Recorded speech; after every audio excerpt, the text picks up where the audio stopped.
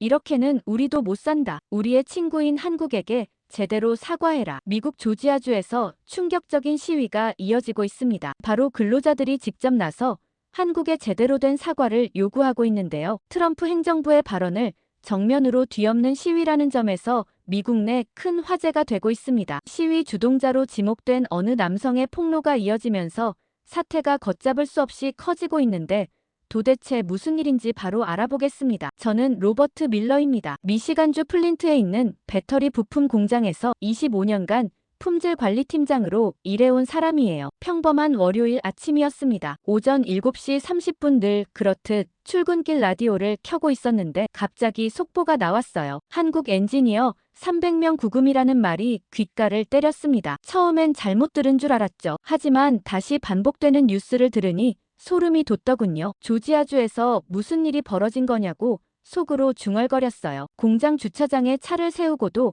한동안 라디오에서 귀를 떼지 못했습니다. 한국 엔지니어들이 이민법 위반으로 일제히 구금됐다는 소식이었거든요. 그 순간 가슴이 덜컥 내려앉았어요. 우리 공장에도 한국 팀이 있었기 때문이죠. 현대차 배터리 기술 지원팀 소속인 김영수 씨와 박민재 씨, 그리고 이승우 씨까지 3명이 작년부터 우리와 함께 일하고 있었거든요. 급하게 차에서 내려 공장으로 뛰어갔습니다. 평소보다 훨씬 빠른 걸음이었어요. 공장 입구에서 제일 먼저 만난 건 경비원 데이브였습니다. 데이브가 심각한 표정으로 말했어요. 밀러 팀장, 한국 친구들 못 봤어요. 오늘 안 왔어요. 제 가슴이 쿵 떨어졌습니다. 설마 우리 공장까지 영향을 받은 건 아니겠지 했는데 현실이 되어버린 거죠. QC실로 달려가니 조가 혼란스러운 표정으로 저를 맞았어요. 로버트, 큰일 났어. 어제 저녁 늦게 연락 왔는데 갑자기 본사로 복귀하라는 지시가 떨어졌대. 조의 목소리가 떨리고 있었습니다. 저도 모르게 책상 위 품질 보고서를 집어들었어요. 지난주 품질 수치가 눈에 들어왔는데 불량률이 평소보다 조금 높아진 게 보였습니다. 그때까진 별 문제 없다고 생각했는데 이제 와서 보니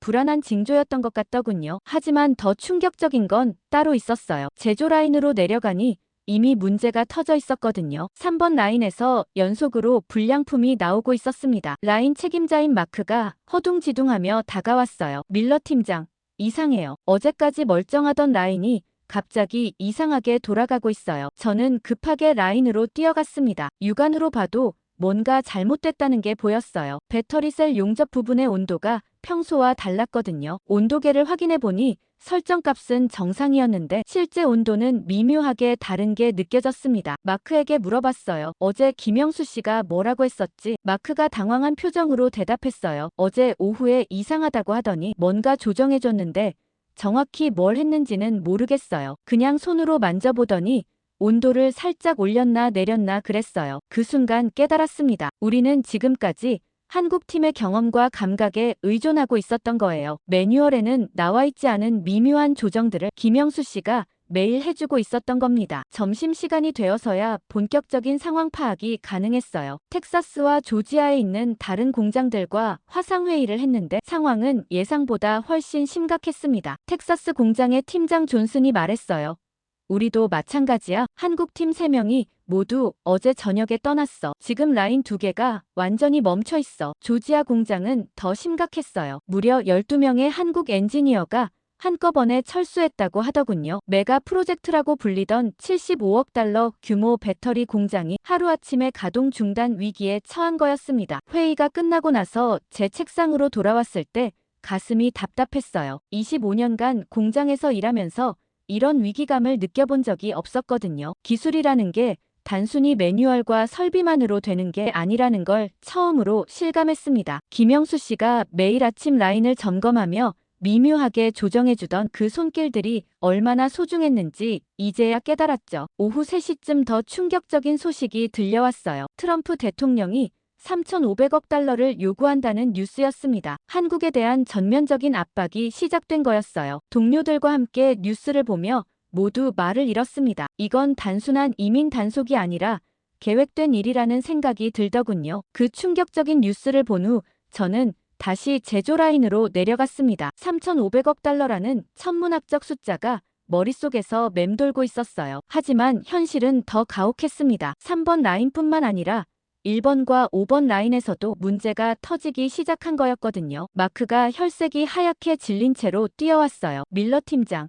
1번 라인도 이상해요. 용접 강도가 기준에 못 미쳐요. 저는 급하게 1번 라인으로 달려갔습니다. 품질 측정기를 보니 정말 끔찍했어요. 용접 강도가 평소의 80% 수준까지 떨어져 있었거든요. 이 정도면 배터리가 터질 위험도 있는 수치였습니다. 제 손에 땀이 나기 시작했어요. 25년간 QC 팀장을 하면서 이렇게 당황한 적이 없었거든요. 라인 엔지니어인 톰이 다가와서 말했어요. 도면대로 다 했는데 왜 이런 결과가 나오는지 모르겠어요. 설정값도 정확하고 재료도 똑같은데 말이에요. 바로 그 순간 깨달았습니다. 도면대로 했다는 톰의 말이 문제의 핵심이었어요. 김영수 씨는 도면을 보는 게 아니라 현장의 미묘한 변화를 감지해서 실시간으로 조정하고 있었던 거였거든요. 습도가 조금 높으면 온도를 살짝 올리고 원자재 상태가 평소와 다르면 압력을 미세하게 조절하는 그런 감각 말이에요. 점심시간에 동료들과 모여서 긴급회의를 했습니다. QC실에 모인 건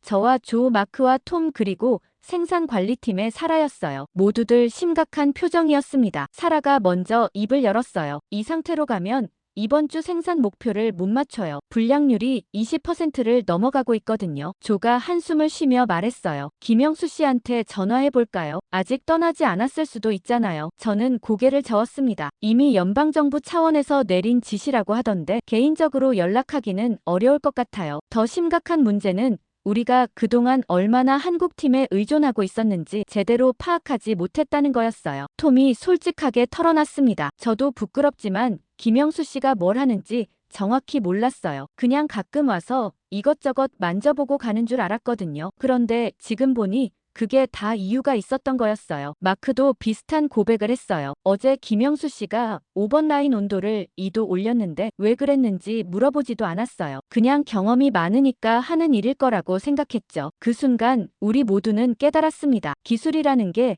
단순히 매뉴얼을 따라하는 게 아니라는 걸 말이에요. 김영수 씨와 박민재 씨, 이승우 씨가 가진 건 책에서 배울 수 없는 현장의 감각이었거든요. 오후 2시쯤 더 심각한 문제가 발생했습니다. 5번 라인에서 배터리 셀이 과열되는 사고가 난 거예요. 다행히 큰 사고로 이어지지는 않았지만 라인을 완전히 정지시켜야 했습니다. 저는 급하게 현장으로 뛰어갔어요. 과열된 배터리 셀을 보는 순간 등골이 서늘했습니다. 이승우 씨가 늘 말하던 게 떠올랐거든요. 배터리는 폭탄과 같아요. 조금만 잘못되면 큰 사고로 이어질 수 있어요. 그때는 그냥 농담인 줄 알았는데 이제야 그 말의 진짜 의미를 깨달았죠. 사고 원인을 조사해보니 더 절망적이었습니다. 용접 과정에서 온도 조절을 잘못해서 생긴 문제였는데 예전 같으면 이승우 씨가 미리 감지해서 막았을 일이었어요. 그런데 이제는 그런 조기 경보 시스템이 사라진 거였죠. 톰이 좌절한 표정으로 말했어요. 매뉴얼에는 이런 상황에 대한 설명이 없어요. 그냥 적절히 조절하라고만 되어 있어요. 바로 그거였습니다. 적절이라는 표현이 문제였어요. 한국팀에게는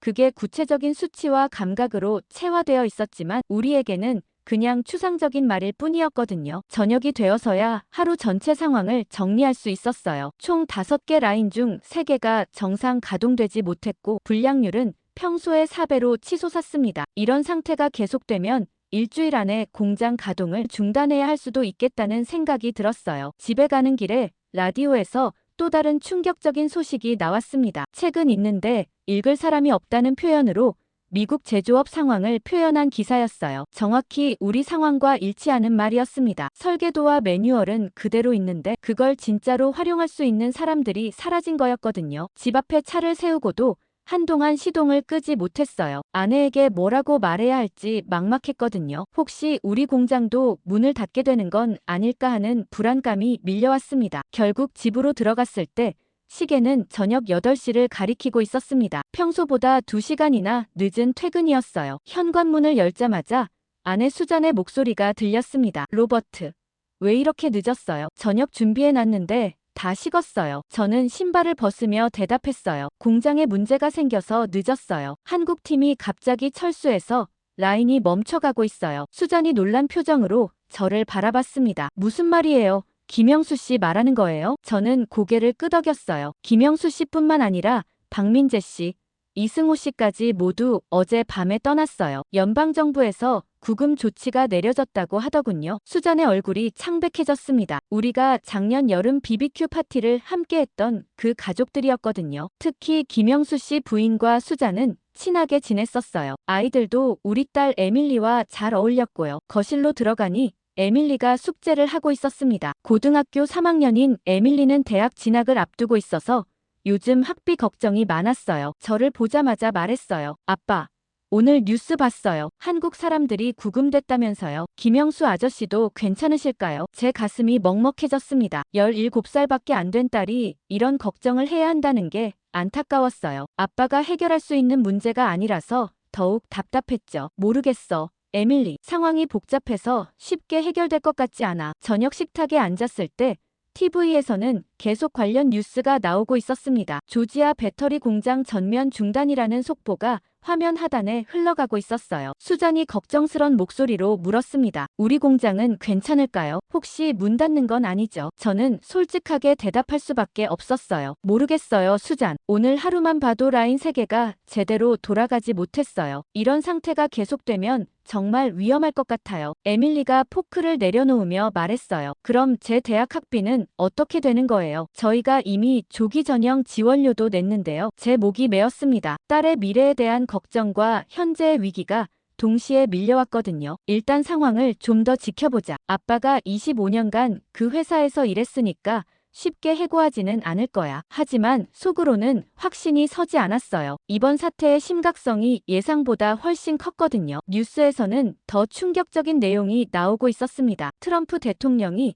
한국에 3,500억 달러를 요구했다는 소식이었어요. 해설자가 말하더군요. 이는 사상 최대 규모의 무역 압박으로 보이며 한미 관계에 심각한 영향을 미칠 것으로 예상됩니다. 수잔이 한숨을 쉬며 말했어요. 물가도 계속 오르고 있는데 이제 일자리까지 위험해지면 어떡하죠? 마트에서 장 보는데 예전보다 30% 이상 비싸졌어요. 에밀리도 걱정스런 표정이었습니다. 친구들 부모님 중에도 해고당한 분들이 늘어나고 있어요. 제이슨 아빠도 작년에 GM에서 해고됐잖아요. 그 말을 듣는 순간 과거가 떠올랐습니다. 2008년 금융위기 때도 비슷한 상황이었어요. 당시에 저희 공장에서도 많은 사람들이 해고됐었거든요. 다행히 저는 살아남았지만 동료들이 하나둘 떠나는 모습을 지켜보는 게 정말 힘들었어요. 9시 뉴스에서는 더 자세한 내용이 나왔습니다. 전국적으로 한국 기업과 합작 투자한 공장들이 비슷한 어려움을 겪고 있다는 보도였어요. 텍사스,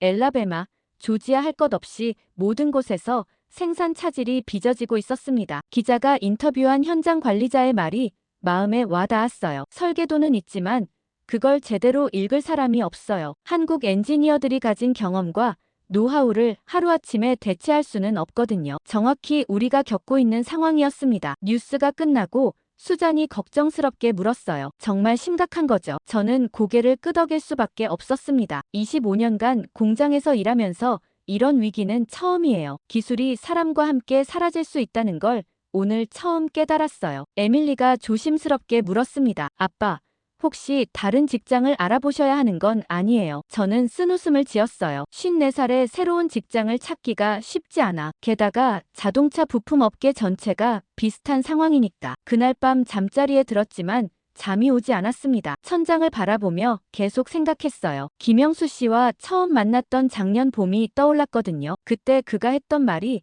새삼 의미 깊게 느껴졌습니다. 밀러 팀장님, 기술은 혼자 하는 게 아니에요. 같이 배우고 같이 발전하는 거죠. 김영수 씨의 그 말이 밤새 머릿속을 맴돌았습니다. 같이 배우고 같이 발전한다는 것. 그런데 이제 그 동반자가 사라진 거였어요. 화요일 아침 7시에 출근했을 때 공장 분위기는 전날보다 더 심각했습니다. 주차장에서부터 뭔가 이상한 기운이 느껴졌거든요. 평소보다 차가 적게 와 있었어요. 공장 안으로 들어가니 그 이유를 알 수 있었습니다. 야간조 직원 몇 명이 이미 조퇴를 했다는 거였어요. 라인이 제대로 돌아가지 않으니 할 일이 없어진 거죠. QC실로 올라가니 제 책상 위에는 빨간색 폴더가 놓여 있었습니다. 긴급 품질 보고서라고 적혀 있더군요. 폴더를 열어보는 순간 숨이 막혔어요. 어제 하루 동안의 불량률이 그래프로 정리되어 있었는데 빨간색 선이 가파르게 솟아오르고 있었거든요. 평소 2-3% 수준이던 불량률이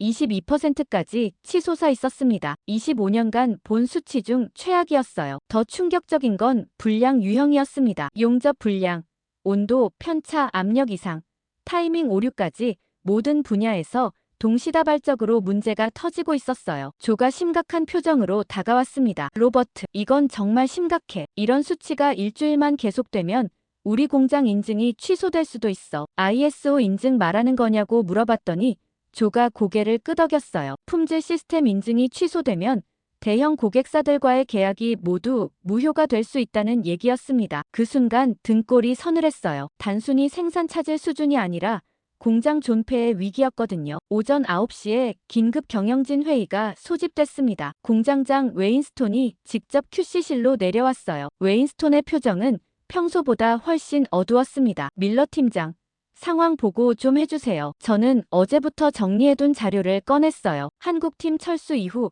품질 지표가 급격히 악화되고 있습니다. 특히 미세 조정이 필요한 공정에서 문제가 집중되고 있어요. 웨인스톤이 인상을 찌푸렸습니다. 도면대로 하면 안 되는 건가요? 그게 문제였어요. 도면은 기본 가이드일 뿐이고 실제로는 현장 상황에 맞는 미세 조정이 필요했거든요. 김영수 씨와 박민재 씨가 매일 해주던 그런 조정들이요. 제가 설명했습니다. 예를 들어 습도가 50%일 때와 60%일 때는 용접 온도를 다르게 설정해야 해요. 하지만 매뉴얼에는 그런 세부 사항이 없어요. 경험으로만 알 수 있는 부분이거든요. 웨인스톤의 얼굴이 점점 어두워졌습니다. 그럼 우리는 어떻게 해야 하는 거죠? 다른 엔지니어를 구하면 안 되나요? 조가 고개를 저었어요. 이 정도 수준의 배터리 기술을 가진 엔지니어는 한국이나 일본에만 있어요. 미국에서는 찾기 어려워요. 그 말을 듣는 순간 웨인스톤의 표정이 절망적으로 변했습니다. 그럼 우리가 할 수 있는 건 없다는 얘기인가요? 저는 솔직하게 대답할 수밖에 없었어요. 단기적으로는 매우 어려울 것 같습니다. 한국팀이 1년 넘게 우리와 함께 일하면서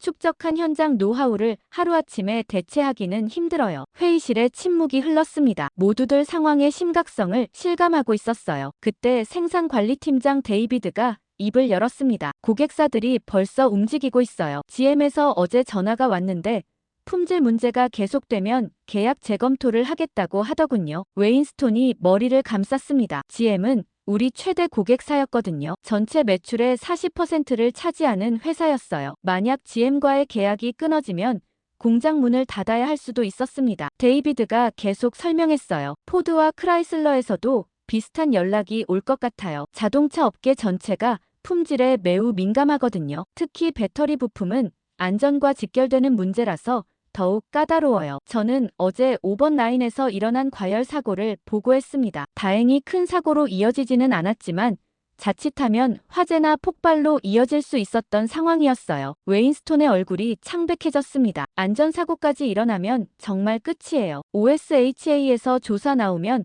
몇 달간 생산 중단될 수도 있어요. 회의는 1시간 넘게 계속됐지만 뚜렷한 해결책은 나오지 않았습니다. 결국 웨인스톤이 임시 방편을 제시했어요. 일단 생산량을 50%로 줄이고 품질 검사를 강화하겠습니다. 불량품이 나가는 것보다는 생산량이 줄어도 품질을 유지하는 게 낫겠어요. 하지만 모두들 알고 있었어요. 생산량을 절반으로 줄이면 수익성이 크게 악화된다는 걸 말이에요. 회의가 끝나고 QC실로 돌아왔을 때 더 충격적인 소식이 기다리고 있었습니다. 텍사스 공장에서 전화가 온 거였어요. 존슨의 목소리가 절망적이었습니다. 로버트, 우리 쪽은 더 심각해. 어제 라인 하나가 완전히 멈췄어. 부품 자체가 불량이라 조립이 안 돼. 조지아는 어떻냐고 물어봤더니 더 끔찍한 소식이었어요. 메가 프로젝트가 전면 중단됐다는 거였습니다. 75억 달러 투자 프로젝트가 하루아침에 무산된 거였어요. 점심시간에 동료들과 모여서 이야기를 나눴지만 분위기는 암울했습니다. 마크가 한숨을 쉬며 말했어요. 도면만 가지고는 정말 한계가 있어. 김영수 씨가 어떻게 그 미묘한 차이들을 다 알고 있었는지 신기할 정도야. 톰도 고개를 끄덕였어요. 어제 1번 라인에서 압력을 조정하려고 했는데 어떻게 해야 할지 몰라서 3시간이나 헤맸어. 결국 포기하고 라인을 멈췄죠. 톰의 그 절망적인 말이 채 끝나기도 전에 제 휴대폰이 울렸습니다. 발신자를 보니 뉴욕에 있는 투자회사 골드만삭스의 제니펄이었어요. 몇 년 전 우리 공장 실사를 위해 왔다가 알게 된 사이였죠. 제니퍼의 목소리는 평소보다 훨씬 긴장되어 있었어요. 로버트, 지금 상황이 어떤가요? 투자자들이 완전히 패닉 상태예요. 저는 솔직하게 현 상황을 설명했습니다. 정말 심각해요, 제니퍼. 어제부터 라인 3개가 제대로 돌아가지 못하고 있어요. 불량률이 평소의 10배로 뛰었고요. 제니퍼가 한숨을 쉬는 소리가 들렸어요. 예상했던 것보다 훨씬 심각하네요. 월스트리트에서는 벌써 관련 주식들이 폭락하기 시작했어요. 현대차와 합작 투자한 미국 기업들 주가가 연일 하락세를 보이고 있다는 얘기였습니다. 특히 배터리 관련 펀드들이 큰 타격을 받고 있다고 하더군요. 제니퍼가 계속 설명했어요. 어제 하루만 해도 GM 주가가 8% 빠졌어요. 포드도 6% 하락했고요. 투자자들이 한국 기술자 의존도를 완전히 과소평가했다는 걸 깨닫고 있어요. 저는 깜짝 놀랐습니다. 우리 같은 중소부품업체 문제가 GM 같은 대기업 주가에까지 영향을 미치고 있다는 게 믿어지지 않았어요. 그만큼 공급망이 촘촘하게 연결되어 있다는 얘기였겠지만요. 더 충격적인 소식이 이어졌습니다. 제니퍼가 말하더군요. 펀드 매니저들이 회수 전화를 쏟아내고 있어요. 특히 한국 기업과 합작 투자한 프로젝트들에서 자금을 빼려고 하고 있거든요. 그 말을 듣는 순간 가슴이 철렁했어요. 투자 자금이 빠지면 우리 공장에도 직접적인 영향이 올 수밖에 없었거든요. 현대차와의 합작 프로젝트로 들어온 설비 투자금이 상당했는데 그게 중단될 가능성이 생긴 거였죠. 제니퍼에게 물어봤어요. 우리 공장 관련 투자는 어떻게 되나요? 제니퍼의 대답은 예상보다 심각했습니다. 솔직히 말하면 재검토가 불가피해 보여요. 투자자들이 한국 기술자들 없이는 수익성을 장담할 수 없다고 판단하고 있거든요. 전화를 끊고 나서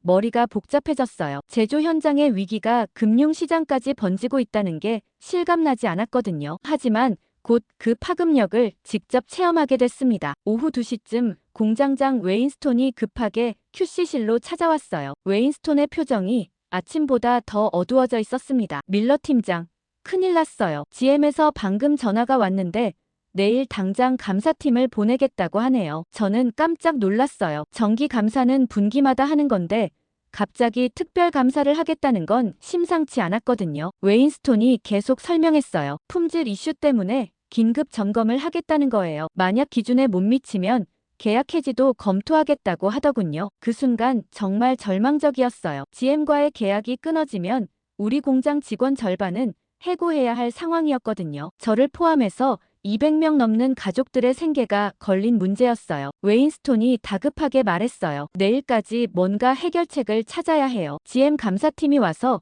현재 상태를 보면 바로 계약 해지 통보가 올 거예요. 저는 솔직하게 말할 수밖에 없었습니다. 하루 만에 품질을 정상화하는 건 불가능해요. 한국 팀이 1년 넘게 쌓아온 노하우를 하루 만에 복구할 수는 없거든요. 웨인스톤의 얼굴이 절망적으로 변했어요. 그럼 우리는 어떻게 해야 하는 거죠? 다른 방법은 정말 없나요? 조가 조심스럽게 제안했어요. 혹시 한국 본사에 긴급 지원을 요청해 볼까요? 기술자는 못 보내더라도 원격으로라도 도움을 받을 수 있지 않을까요? 웨인스톤이 고개를 저었습니다. 이미 어제 시도해봤어요. 하지만 연방정부에서 내린 조치라서 어떤 형태의 기술 지원도 중단하라는 지시가 내려왔대요. 그 말을 듣는 순간 정말 막막했어요. 공식적인 채널로는 어떤 도움도 받을 수 없다는 얘기였거든요. 그때 마크가 입을 열었어요. 혹시 개인적으로 연락을 취해볼 수는 없을까요? 김영수 씨한테 휴대폰으로라도 조언을 구해보는 거예요. 웨인스톤이 난색을 표했습니다. 너무 위험해요. 지금 상황에서 그런 연락이 발각되면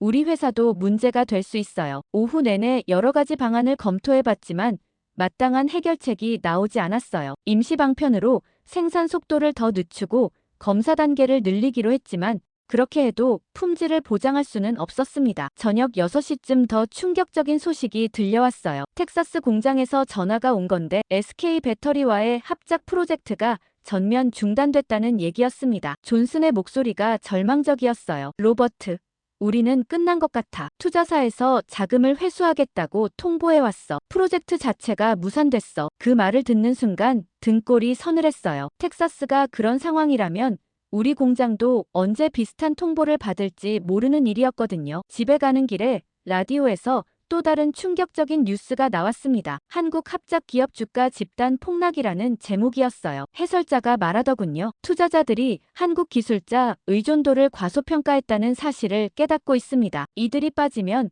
공장 가동 자체가 불가능하다는 걸 이제야 알게 된 거죠. 차 안에서 혼자 중얼거렸어요. 이제야 깨달았다고. 투자자들이 이제야 깨달았다는 생각에 잠겨 있을 때 갑자기 지난 여름이 떠올랐습니다. 7월의 어느 토요일이었어요. 김영수 씨 가족을 우리 집으로 초대해서 BBQ 파티를 했던 그날 말이에요. 당시만 해도 이런 일이 벌어질 거라고는 상상도 못했었거든요. 그날이 얼마나 즐거웠는지 지금도 생생해요. 김영수 씨가 아내 민정 씨와 아들 준호를 데리고 우리 집에 왔었죠. 준호는 우리 딸 에밀리와 같은 또래였어서 금세 친해졌어요. 김영수 씨는 한국식 불고기를 준비해왔고 민정 씨는 김치와 각종 반찬을 가져왔었습니다. 수자는 그날 처음 김치를 맛보고는 너무 맛있다며 만드는 법을 배우고 싶다고 했었어요. 민정 씨가 웃으며 대답했던 모습이 아직도 기억나네요. 수잔 씨, 김치는 손맛이 중요해요. 시간 날 때 우리 집으로 오세요. 같이 담가보아요. 뒷마당에서 고기를 굽는 동안 김영수 씨와 많은 이야기를 나눴었어요. 그가 한국에서 어떤 일을 했는지, 미국에 와서 어떤 어려움이 있었는지 들어봤죠. 김영수 씨가 말했어요. 처음엔 언어 때문에 힘들었어요. 기술은 알고 있는데 설명하기가 어렵더라고요. 하지만 밀러 팀장님이 정말 많이 도와주셨어요. 저는 부끄러웠습니다. 사실 처음에는 한국 엔지니어들이 온다고 했을 때 조금 부담스러웠거든요. 언어 문제도 있고 일하는 방식도 다를 거라고 생각했어요. 하지만 김영수 씨는 정반대였어요. 항상 겸손했고 우리에게 많은 걸 가르쳐 주려고 노력했었죠. 그날 저녁 김영수 씨가 한 말이 특히 기억에 남아요. 밀러 팀장님, 저희는 여기서도 가족처럼 지내고 싶어요. 일할 때도 그렇고 일상생활에서도 그렇고요. 서로 도우면서 함께 성장하는 거죠. 아이들도 마찬가지였어요. 준호와 에밀리는 언어가 달라도 금세 친구가 됐죠. 준호가 에밀리에게 한국어를 가르쳐주고 에밀리는 준호에게 야구 룰을 설명해주고 있었어요. 아이들의 웃음소리가 뒷마당에 가득했었습니다. 수잔과 민정 씨도 마찬가지였어요. 처음에는 서로 어색해했지만 시간이 지나면서 진짜 자매처럼 친해졌죠. 민정 씨가 수잔에게 한국 요리를 가르쳐주고 수잔은 민정 씨에게 미국 생활 적응 팁을 알려줬어요. 그날 밤 파티가 끝나고 김영수 씨 가족이 집으로 돌아간 후에 수잔이 말했었어요. 정말 좋은 사람들이네요. 준호도 너무 예의 바르고 민정 씨도 따뜻하고요. 에밀리도 신나했어요. 준호 오빠가 한국 게임도 가르쳐줬고 한국어로 안녕하세요 하는 법도 배웠거든요. 그 후로도 우리 가족들은 자주 만났었어요. 추석 때는 김영수 씨 집에 초대받아서 한국 전통 음식을 맛봤고 추수감사절에는 우리가 그들을 초대해서 터키 요리를 함께 나눴죠. 크리스마스 이브에는 두 가족이 함께 교회에 갔었어요. 김영수 씨 가족은 기독교였거든요. 민정 씨가 그날 말했던 게 기억나요. 이렇게 함께 예배드릴 수 있어서 너무 기뻐요. 한국에 있는 가족들이 보고 싶지만 여기서 새로운 가족을 만난 것 같아요. 일터에서도 마찬가지였어요. 김영수 씨는 단순히 기술을 전수하는 게 아니라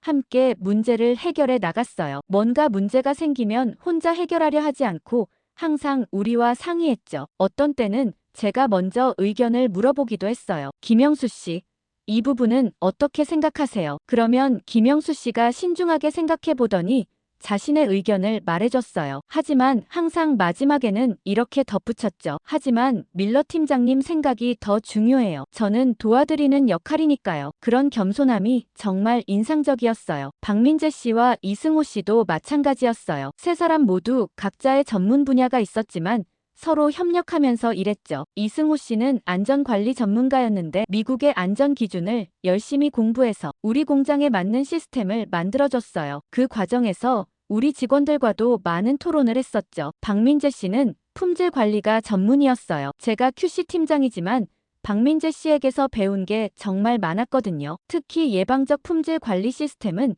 박민재 씨 아이디어였어요. 문제가 생기고 나서 해결하는 게 아니라 미리 예측해서 방지하는 시스템이었죠. 지금 생각해보니 그들이 우리에게 준 건 단순한 기술이 아니었어요. 함께 일하는 방법, 문제를 해결하는 태도, 그리고 서로를 존중하는 마음이었죠. 차 안에서 이런 기억들이 주마등처럼 스쳐 지나갔습니다. 그들이 지금 어디에 있을까 하는 생각에 가슴이 아팠어요. 구금됐다는 소식 이후로 연락이 완전히 끊어진 상태였거든요. 준호는 학교는 다니고 있을까? 민정 씨는 걱정이 많을 텐데 김영수 씨는 지금 어떤 기분일까 하는 생각들이 계속 맴돌았어요. 그런 따뜻한 추억에 잠겨있던 저를 현실로 끌어낸 건 집에 도착한 후 받은 급한 전화였습니다. 밤 10시가 넘은 시간이었는데 공장 야간조 책임자 데니스에게서 전화가 온 거였어요. 데니스의 목소리가 다급했습니다. 밀러 팀장, 죄송한데 지금 공장으로 나와주실 수 있나요? 3번 라인에 문제가 생겼어요. 저는 급하게 옷을 갈아입고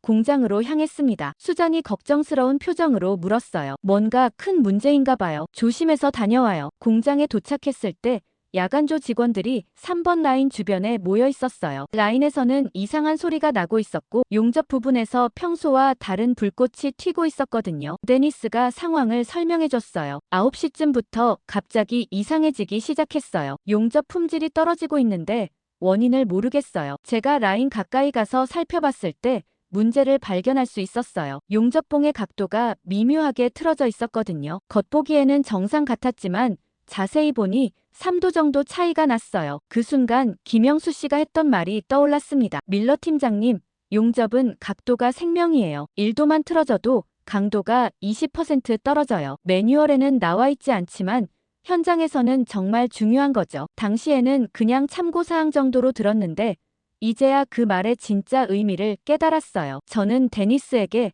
각도를 조정해보라고 했습니다. 하지만 어떻게 조정해야 할지 구체적으로 설명하기가 어려웠어요. 김영수 씨는 눈으로 보고 손으로 느끼면서 자연스럽게 조정했는데 말로 설명하려니 막막했거든요. 일단 제가 직접 해보기로 했어요. 김영수 씨가 하던 방식을 기억해서 따라해봤죠. 용접봉을 살짝 왼쪽으로 기울이고 높이를 조금 낮췄어요. 그리고 나서 테스트 용접을 해봤는데 결과는 실망스러웠습니다. 여전히 품질이 기준에 못 미쳤어요. 데니스가 고개를 저으며 말했어요. 뭔가 놓치고 있는 게 있는 것 같아요. 김영수 씨는 이런 상황에서 뭘 확인했었죠? 그때 생각해보니 김영수 씨는 용접하기 전에 항상 주변 환경을 체크했었어요. 온도와 습도는 물론이고 바람의 방향까지 확인했었거든요. 저는 급하게 환경 측정기를 가져왔어요. 습도를 재어보니 65%였어요. 평소보다 10% 높은 수치였죠. 김영수 씨가 예전에 말했던 게 기억났습니다. 습도가 높을 때는 용접 온도를 평소보다 5도 올려야 해요. 수분 때문에 열 전달이 달라지거든요. 저는 온도를 5도 올리고 다시 테스트해봤어요. 이번에는 조금 나아졌지만 여전히 완벽하지 않았습니다. 뭔가 더 놓치고 있는 게 있었어요. 1시간 넘게 이것저것 시도해봤지만 김영수 씨 수준의 품질은 나오지 않았어요. 결국 야간조 생산을 중단하고 아침에 다시 시도해보기로 했습니다. 집에 돌아가는 길에 정말 절망적이었어요. 매뉴얼에는 분명히 모든 게 다 나와 있었거든요. 온도, 압력, 각도, 속도까지 모든 수치가 정확히 기록되어 있었어요. 하지만 그 숫자들 사이사이에 숨어있는 미묘한 차이들은 김영수 씨의 경험과 감각에 의존하고 있었던 거였죠. 다음날 아침 일찍 출근해서 어젯밤 문제를 다시 살펴봤어요. 이번에는 조와 마크도 함께 머리를 맞댔습니다. 조가 매뉴얼을 뒤져가며 말했어요. 여기 보면 습도 보정값이 나와 있어. 60% 이상일 때는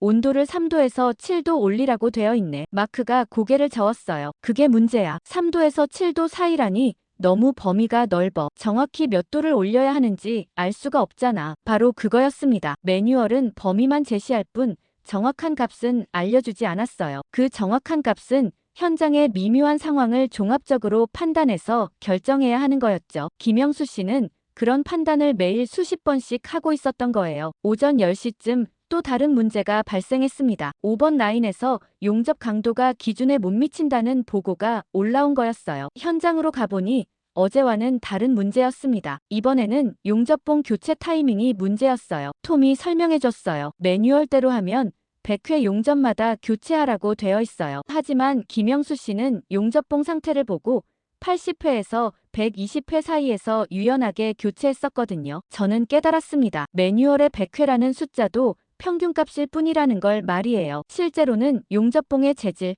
작업 환경, 심지어 그날의 습도와 온도까지 모든 걸 고려해서 교체 시점을 결정해야 했던 거죠. 점심시간에 동료들과 모여서 이야기를 나눴을 때 모두가 비슷한 경험을 하고 있었어요. 사라가 한숨을 쉬며 말했어요. 매뉴얼은 요리책 같아. 재료와 조리법은 나와 있는데 불 조절하는 감각은 없어. 그게 정확한 비유였어요. 요리책을 보고 따라하면 비슷한 음식은 만들 수 있지만 진짜 맛있는 요리를 만들려면 요리사의 경험과 감각이 필요한 거였죠. 요리사의 감각이라는 사라의 말을 들으면서 갑자기 다른 기억이 떠올랐습니다. 야간 근무 때 김영수 씨와 함께 나눠 먹던 도시락 이야기였어요. 작년 가을부터 올해 초까지 몇 번 야간 근무를 같이 했었는데 그때마다 김영수 씨는 민정 씨가 싸준 도시락을 가져왔었거든요. 처음에는 혼자 드시라고 했는데 김영수 씨가 꼭 나눠 먹자고 하더군요. 같이 일하는 사이인데 혼자 먹으면 안 되죠라면서 말이에요. 그 도시락을 먹으면서 나눈 대화들이 지금 생각해보니 정말 소중했어요. 김영수 씨가 어떤 철학으로 일하는지, 기술이라는 게 그에게 어떤 의미인지 들을 수 있었거든요. 어떤 날 밤이었는지 기억나요. 11월 중순쯤이었는데 갑자기 3번 라인에 문제가 생겼었어요. 용접 부분에서 자꾸 불량이 나오는 거였죠. 저는 매뉴얼을 뒤져가며 원인을 찾으려고 했는데 김영수 씨는 다른 방식으로 접근했어요. 일단 라인을 멈추고 함께 도시락을 먹자고 하더군요. 저는 당황했어요. 문제를 해결해야 하는데 왜 밥부터 먹자고 하는지 이해가 안 됐거든요. 하지만 김영수 씨가 말했어요. 밀러 팀장님, 급할수록 천천히 가야 해요. 배고픈 상태로 일하면 실수만 늘어나죠. 그때 김영수 씨가 가져온 도시락은 김치볶음밥이었어요. 민정 씨가 김치를 직접 담가서 만든 거라고 하더군요. 같이 먹으면서 김영수 씨가 말했어요. 한국에서는 이런 걸 정이라고 해요. 함께 밥을 나눠 먹으면서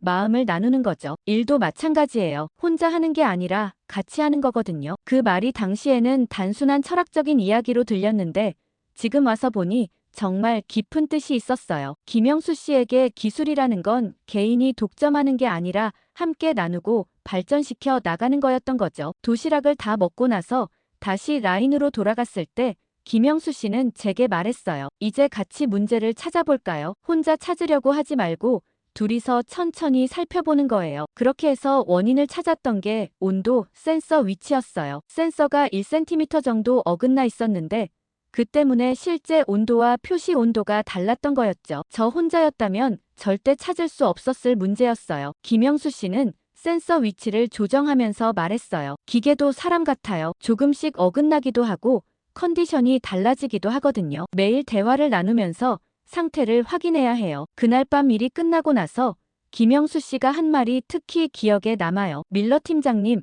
오늘 정말 고마웠어요. 같이 문제를 해결하니까 더 좋은 결과가 나온 것 같아요. 저 혼자라면 시간이 더 걸렸을 거예요. 저는 오히려 감사했어요. 김영수 씨가 없었다면 밤새도록 헤맸을 테니까요. 하지만 김영수 씨는 계속 말했어요. 가족처럼 버텨야 해요. 어려운 일이 있으면 같이 해결하고 좋은 일이 있으면 같이 기뻐하고요. 그게 진짜 팀워크 아닐까요? 12월에도 비슷한 일이 있었어요. 이번에는 5번 라인에서 배터리 셀 조립 과정에 문제가 생겼었죠. 야간조에서 해결하지 못해서 제가 급하게 나왔는데 김영수 씨도 함께 왔더군요. 그날 김영수 씨가 가져온 건 라면이었어요. 민정 씨가 끓여준 라면에 계란과 파를 넣은 거였죠. 라면을 후루룩 먹으면서 김영수 씨가 웃으며 말했어요. 한국 사람들은 밤에 일할 때 꼭 라면을 먹어요. 속도 따뜻해지고 기운도 나거든요. 밀러 팀장님도 한번 드셔보세요. 처음 먹어본 한국 라면이었는데 정말 맛있었어요. 특히 그 차가운 공장에서 먹으니까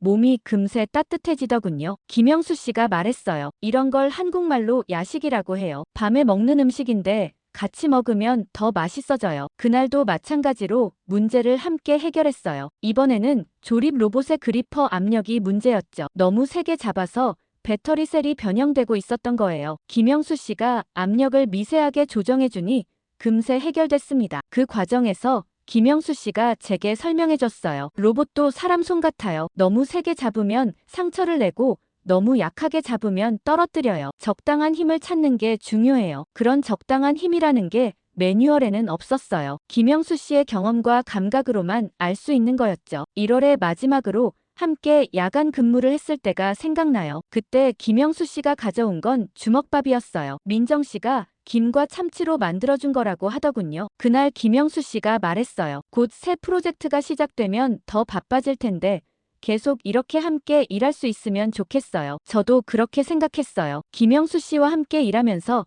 정말 많은 걸 배웠거든요. 기술적인 것뿐만 아니라 일하는 태도, 문제를 바라보는 관점까지 모든 게 달랐어요. 지금 그 기억들을 떠올리면서 정말 가슴이 아팠어요. 그때 김영수 씨가 말한 가족처럼 버틴다는 것, 함께 문제를 해결한다는 것이 얼마나 소중했는지 이제야 깨달았거든요. 그런 소중한 기억들에 잠겨있던 저를 현실로 끌어낸 건 수요일 저녁 뉴스였습니다. 집에 와서 저녁을 먹으려던 참에 TV에서 긴급 속보가 나온 거였어요. 한국 대통령 긴급 기자회견이라는 자막이 화면 하단에 흘러가고 있었습니다. 수잔과 에밀리도 함께 TV 앞에 모였어요. 이재명 대통령이 청와대에서 기자회견을 여는 모습이 나왔는데 표정이 매우 단호해 보였습니다. 그의 첫마디가 모든 걸 바꿔놓았어요. 굴욕적인 협정에는 결코 서명하지 않겠습니다. 저는 깜짝 놀랐어요. 미국의 3,500억 달러 요구를 정면으로 거부한다는 뜻이었거든요. 평소 같으면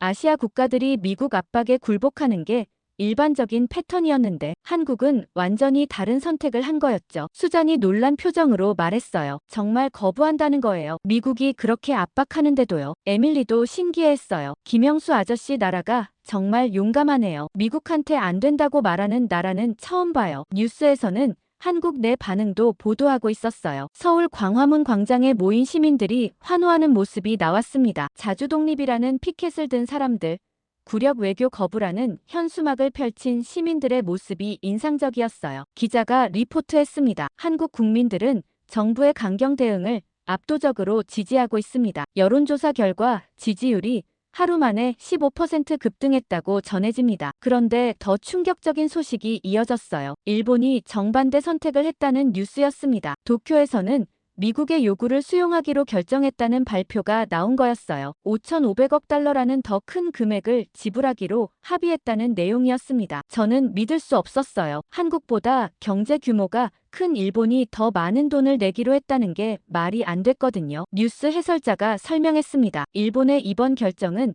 1985년 플라자 협정을 연상시킵니다. 당시에도 미국의 압박에 굴복해서 엔화 급등을 감수했었죠. 그 결과 일본 경제는 장기 침체에 빠졌었습니다. 수잔이 고개를 저으며 말했어요. 일본은 왜 그런 선택을 한 걸까요? 한국처럼 거부할 수도 있었을 텐데요. 저도 의문이었어요. 일본이 미국의 압박에 이렇게 쉽게 굴복할 줄은 몰랐거든요. 뉴스에서는 일본 내 반응도 보도했는데 한국과는 정반대였어요. 도쿄 시내에서 시위가 벌어지고 있었습니다. 또다시 굴욕 외교냐라는 피켓.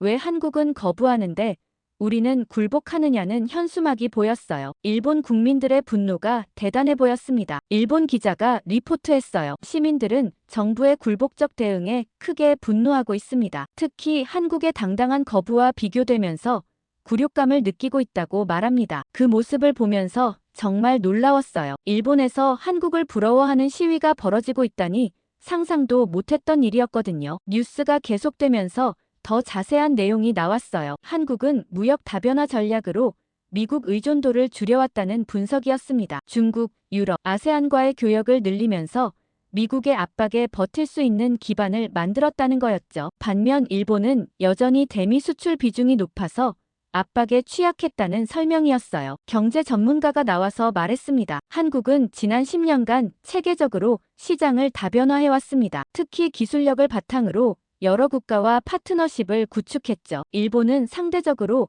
미국 시장의 의존도가 높았던 게 약점이 됐습니다. 그 말을 들으면서 깨달았어요. 김영수 씨가 우리 공장에 온 것도 그런 전략의 일환이었구나 하는 생각이 들었거든요. 한국이 미국과 기술 협력을 하면서도 동시에 자신들의 기술력을 키워온 거였죠. 저녁 9시 뉴스에서는 더 상세한 비교 분석이 나왔어요. 한국의 당당한 거부와 일본의 굴복적 수용이라는 제목으로 특집을 방송했습니다. 워싱턴 특파원이 리포트했어요. 백악관에서도 한국과 일본의 상반된 반응에 당황하고 있는 것으로 알려졌습니다. 한국의 강경 대응은 예상 밖이었다고 정부 관계자가 전했습니다. 그 말을 듣는 순간 묘한 기분이 들었어요. 미국 정부도 한국을 과소평가했구나 하는 생각이 들었거든요. 김영수 씨와 함께 일하면서 느꼈던 한국 사람들의 자존심과 원칙을 생각하면 충분히 예상할 수 있는 반응이었는데 말이에요. 뉴스에서는 국제사회 반응도 보도했어요. 유럽 언론들이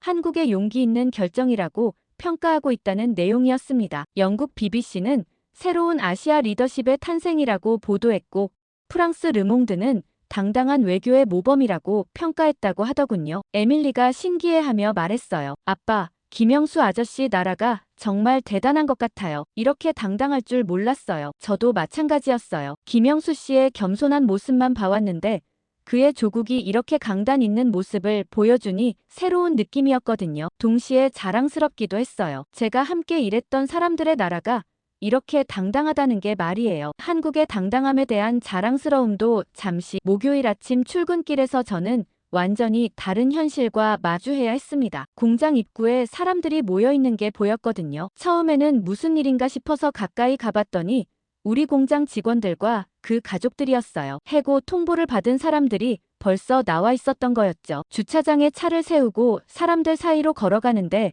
분위기가 심상치 않았어요. 화가 난 표정들, 걱정에 찬 얼굴들이 가득했습니다. 제일 먼저 눈에 띈 건 마크의 아내 린다였어요. 린다가 들고 있는 손팻말에는 한국 기술자 돌려보내라고 적혀 있었습니다. 린다를 보는 순간 가슴이 아팠어요. 마크는 15년째 우리 공장에서 일하고 있는 베테랑이었는데 어제 해고 예정 명단에 이름이 올라갔거든요. 린다가 저를 보고 다가왔어요. 밀러 팀장님, 정말 우리 남편이 해고되는 건가요? 15년 동안 성실하게 일했는데 이럴 수가 있나요? 저는 뭐라고 대답해야 할지 몰랐어요. 회사 입장에서는 생산량이 줄어들면 인력을 줄일 수밖에 없었지만 린다의 절박함을 보니 말문이 막혔거든요. 일단 상황을 더 지켜봐야 할 것 같아요. 아직 확정된 건 아니니까 희망을 포기하지 마세요. 하지만 린다의 표정은 절망적이었어요. 둘째가 내년에 대학 가는데 학비는 어떻게 마련하죠? 마크 월급으로 겨우 생활하고 있었는데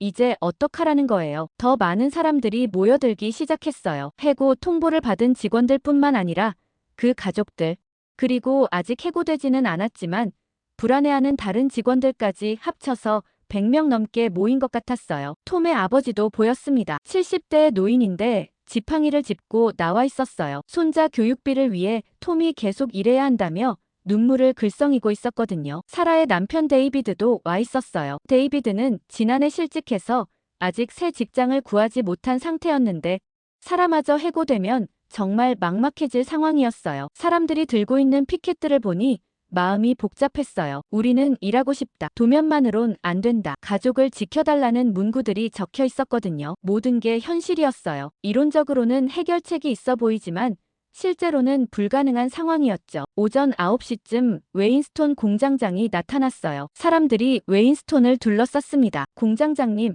정말 해고하는 건가요? 라는 질문이 사방에서 쏟아졌어요. 웨인스톤의 표정도 어두웠습니다. 여러분, 저도 이런 상황이 되어서 정말 죄송합니다. 하지만 현재로서는 다른 방법이 없어요. 생산량이 50% 이하로 떨어진 상황에서 모든 직원을 유지할 수는 없거든요. 린다가 목소리를 높였어요. 그럼 한국 기술자들을 다시 데려오면 되잖아요. 왜 그걸 안 하고 우리를 해고하려는 거예요? 웨인스톤이 한숨을 쉬었습니다. 그건 제가 결정할 수 있는 문제가 아니에요. 연방정부에서 내린 조치라서 회사 차원에서는 어쩔 수 없어요. 그 말을 듣는 순간 사람들의 분노가 폭발했어요. 그럼 연방정부에 항의해야 하는 거 아니에요? 라는 목소리. 우리 가족들은 어떻게 하라는 거죠라는 절규가 터져 나왔습니다. 저도 그 순간 느꼈어요. 이건 단순한 고용 문제가 아니라는 걸 말이에요. 지역사회 전체가 무너지고 있는 상황이었거든요. 우리 공장에서 200명이 해고되면 그 가족들까지 합쳐서 800명이 직접적인 타격을 받게 돼요. 또 공장 주변 상가들, 식당들, 주유소까지 모든 게 연쇄적으로 영향을 받죠. 마크가 군중 속에서 소리쳤어요. 우리는 게으른 것도 아니고 능력이 없는 것도 아니에요. 단지 도면만으로는 한계가 있다는 거죠. 한국 엔지니어들이 가진 경험과 노하우를 하루아침에 배울 수는 없어요. 그 말에 많은 사람들이 고개를 끄덕였어요. 모두들 지난 며칠간 같은 좌절을 경험했기 때문이었죠. 매뉴얼은 있지만 실제로는 적용할 수 없다는 현실을 말이에요. 톰이 손을 들고 말했어요. 저는 10년째 이 일을 하고 있어요. 하지만 김영수 씨가 5분 만에 해결하던 일을 저는 5시간을 걸려도 못하겠어요. 이게 실력 부족인가요? 아니면 경험의 차이인가요? 웨인스톤도 답변하기 어려워했어요. 사실 모든 사람들이 알고 있었거든요. 개인의 능력 문제가 아니라 시스템의 한계라는 걸 말이에요. 오전 10시쯤 더 많은 사람들이 모여들었어요. 다른 공장에서도 비슷한 상황을 겪고 있는 사람들이 연대 차원에서 온 거였죠. 디트로이트에서 온 GM 부품 공장 직원들, 톨레도에서 온 자동차 부품업체 직원들까지 합쳐서 300명 가까이 모였어요. 피켓도 더 다양해졌습니다. 미시간 노동자를 지켜달라. 가족이 먼저다.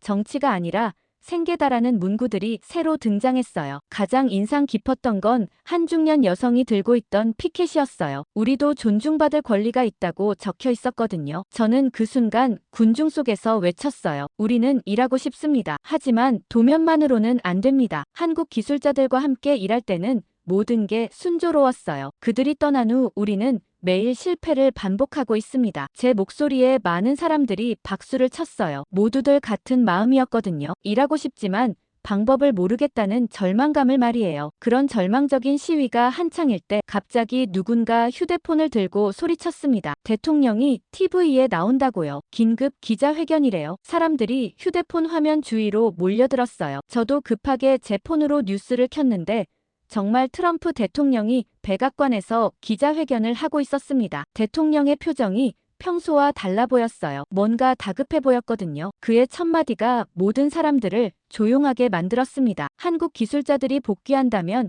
관세를 면제하겠습니다. 저는 깜짝 놀랐어요. 며칠 전까지만 해도 3,500억 달러를 내라고 압박하던 사람이 갑자기 관세 면제를 제안한다는 게 믿어지지 않았거든요. 군중 속에서도 웅성거림이 일어났어요. 정말이냐? 이제 와서 그런 소리를 하냐는 반응들이었죠. 트럼프 대통령이 계속 말했습니다. 우리는 한국과의 협력을 중시합니다. 기술자들이 돌아와서 미국 공장들이 정상 가동될 수 있기를 바랍니다. 린다가 비웃으며 말했어요. 이제 와서 그런 소리를 해요. 우리가 이미 해고 통보받은 다음에 말이에요. 마크도 고개를 저었습니다. 늦었어요. 이미 신뢰가 깨진 상태에서 누가 그 말을 믿겠어요. 사라가 한숨을 쉬며 말했어요. 한국 사람들이 바보가 아닌데 다시 와서 또 이런 일 당할 위험을 감수하겠어요. 모든 사람들이 같은 생각인 것 같았어요. 너무 늦은 제안이라는 거였죠. 뉴스에서는 워싱턴의 반응도 보도하고 있었어요. 의회에서도 비슷한 제안이 나왔다는 내용이었습니다. H-1B 비자 확대 법안까지 급하게 추진하겠다는 거였죠. 외국인 기술자를 더 많이 받아들이겠다는 내용이었어요. 톰이 웃으며 말했어요. 한쪽에서는 한국 사람들을 구금하고 다른 쪽에서는 외국인 기술자가 더 필요하다고 하네요. 모순이지 않나요? 정말 그랬어요. 며칠 전까지만 해도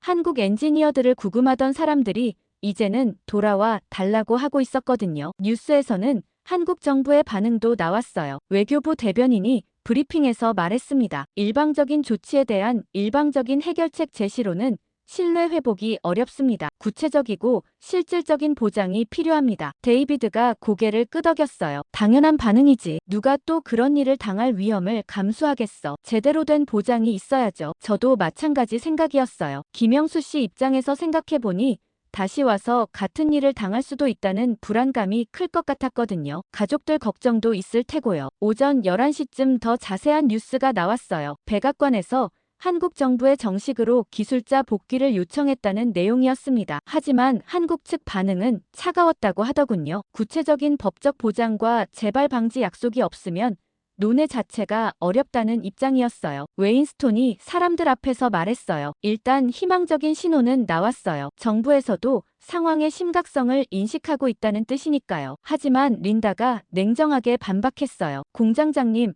한국에서 거부하면 어떻게 되는 거예요? 우리는 그냥 해고되는 건가요? 웨인스톤도 답변하기 어려워했습니다. 솔직히 모르겠어요. 상황을 지켜봐야 할 것 같아요. 점심시간쯤 되니 시위 참가자들이 더 늘어났어요. 지역 언론사들도 와서 취재하기 시작했고 시의원들도 몇 명 나타났어요. 지역구 하원의원 사무실에서도 직원이 왔다고 하더군요. 마크가 기자 인터뷰에서 말했어요. 우리는 정치적 갈등의 희생양이 됐어요. 한국 기술자들과 함께 일할 때는 모든 게 순조로웠는데 정치 때문에 모든 게 망가졌어요. 톰도 인터뷰했어요. 매뉴얼만으로는 한계가 있어요. 경험과 노하우는 하루아침에 배울 수 있는 게 아니거든요. 한국 엔지니어들이 1년 넘게 쌓아온 것들을 우리가 며칠 만에 따라할 수는 없어요. 저도 기자의 질문을 받았어요. QC 팀장으로서 현재 상황을 어떻게 보시나요? 저는 솔직하게 대답했습니다. 품질 관리 측면에서 보면 정말 심각한 위기예요. 불량률이 평소의 10배로 뛰었고 안전사고 위험도 높아졌어요. 이런 상태로는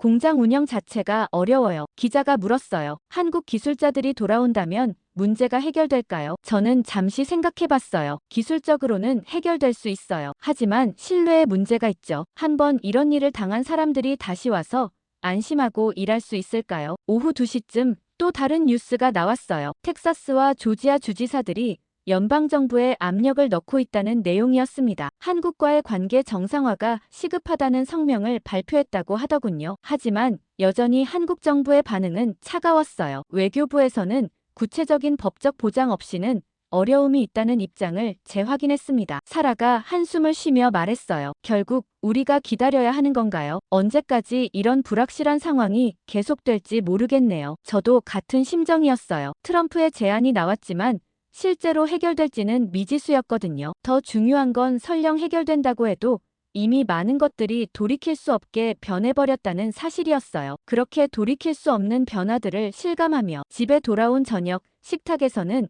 우리 가족의 미래에 대한 진지한 대화가 시작됐습니다. 수잔이 저녁 준비를 하면서 먼저 입을 열었어요. 로버트, 정말 해고되는 건가요? 오늘 뉴스에서 대통령이 한국 기술자들 돌아오라고 했던데 상황이 나아질까요? 저는 솔직하게 말할 수밖에 없었어요. 모르겠어요, 수잔. 트럼프가 제안은 했지만 한국에서 받아들일지 의문이에요. 한번 이런 일을 당한 사람들이 다시 와서 똑같은 위험을 감수하겠어요. 에밀리가 숙제를 하다가 고개를 들었어요. 아빠, 그럼 우리는 어떻게 되는 거예요? 제 대학 등록금은 괜찮을까요? 그 말을 들으니 가슴이 먹먹했어요. 17살짜리 딸이 이런 걱정을 해야 한다는 게 정말 안타까웠거든요. 에밀리야, 아빠가 25년간 그 회사에서 일했으니까 쉽게 해고하지는 않을 거야. 하지만 속으로는 확신이 서지 않았어요. 급여가 높은 베테랑들부터 내보내는 게 회사 입장에서는 경제적이니까요. 수잔이 걱정스러운 표정으로 말했어요. 혹시 미리 다른 직장을 알아볼까요? 저는 현실적인 문제를 말할 수밖에 없었어요. 54살에 새로운 직장을 찾기가 쉽지 않아요. 게다가 미시간 전체가 비슷한 상황이에요. 저녁을 먹으면서 에밀리가 말했어요. 김영수 아저씨네 가족은 지금 어떻게 지내고 있을까요? 저도 그게 궁금했어요. 구금된 후로 소식이 완전히 끊어진 상태였거든요. 수잔이 한숨을 쉬며 말했어요. 민정 씨가 얼마나 걱정이 많을까요? 낯선 나라에서 남편이 갑자기 구금되고 정말 막막할 거예요. 우리가 겪고 있는 어려움보다 김영수 씨 가족이 겪고 있을 고통이 훨씬 클 것 같았어요. 에밀리가 갑자기 말했어요. 아빠, 우리가 버틸 수 있어요. 장학금 받으면 대학도 갈 수 있고 저도 아르바이트해서 용돈은 벌 수 있어요. 딸의 그런 말에 마음이 뭉클했어요. 고마워, 에밀리. 아빠가 뭔가 해결책을 찾을 테니까 걱정하지 마. 하지만 솔직히 뚜렷한 해결책이 보이지 않았어요. 저녁 식사가 끝나고 수잔과 저는 거실에서 뉴스를 봤습니다. 한국 정부의 신중한 반응을 보도하고 있었어요. 수잔이 말했어요. 한국 사람들 입장에서는 당연한 반응이지. 누가 또 그런 일을 당하고 싶겠어. 밤 10시쯤 저는 서재로 들어가서 QC 일지를 정리하기 시작했어요. 25년간 써온 일지의 마지막 페이지가 될 수도 있다는 생각이 들었거든요. 마지막 항목에 저는 이렇게 썼습니다. 기술은 사람 속에 있었다. 한국은 그걸 보여줬다. 그 글을 쓰면서 지난 1년 넘게 김영수 씨, 박민재 씨, 이승호 씨와 함께 일했던 시간들이 주마등처럼 스쳐 지나갔어요. 그들이 우리에게 준 건 단순한 기술이 아니었어요. 함께 일하는 방법, 문제를 해결하는 태도, 그리고 서로를 존중하는 마음이었죠. 일지를 덮고 창 밖을 보니 공장의 불빛이 보였어요. 평소보다 훨씬 어두웠어요. 가동되지 않는 라인들이 많아서였죠. 저는 혼자 중얼거렸어요. 그들이 진짜로 우리 미래였구나.